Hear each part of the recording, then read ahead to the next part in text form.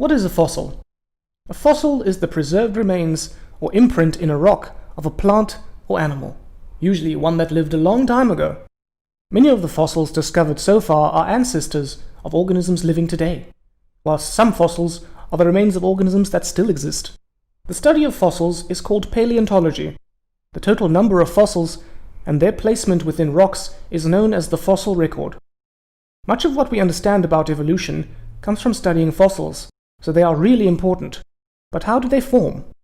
When animals or plants die, their remains usually decay to nothing. It is only if the conditions are right that they can be preserved as fossils. The best way to create a fossil is to trap and quickly bury a dead organism. The dead remains of animals and plants that fall to the river or sea floors get covered in layers of sediment. Over time, this sediment sinks as it is buried deeper by increasing layers. Meanwhile, minerals permeate through the sediment and gradually recrystallize the non-decomposed remains. This process is called permineralization. In some cases, the whole skeleton eventually dissolves, leaving a space in the sediment which becomes filled with mineral deposits in the exact shape of the original structure. In this way, a cast of the original structure is created. Eventually, the pressure exerted on the lower layers of sediment is sufficient to turn it into rock. Millions of years later, this rock may rise to the Earth's surface, where erosion and earthquakes eventually expose the fossil. While whole-body fossils can be created in this way. And so can trace fossils. Trace fossils are the fossilized remains of things animals or plants have left behind.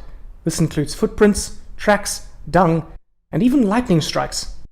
Another way to create a fossil is by covering a specimen with a non-porous coating.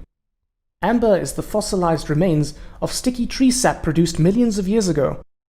Any insect or plant which was trapped in this tree sap would have become quickly coated, and there would have been little opportunity for the remains to decay. Fossilized remains of plants and animals made in a similar way are sometimes found in peat bogs, tar pits, or ice. So in this video, you have learned what fossils and the fossil record are. You have been shown different ways in which fossils are created, and have seen the difference between body and trace fossils.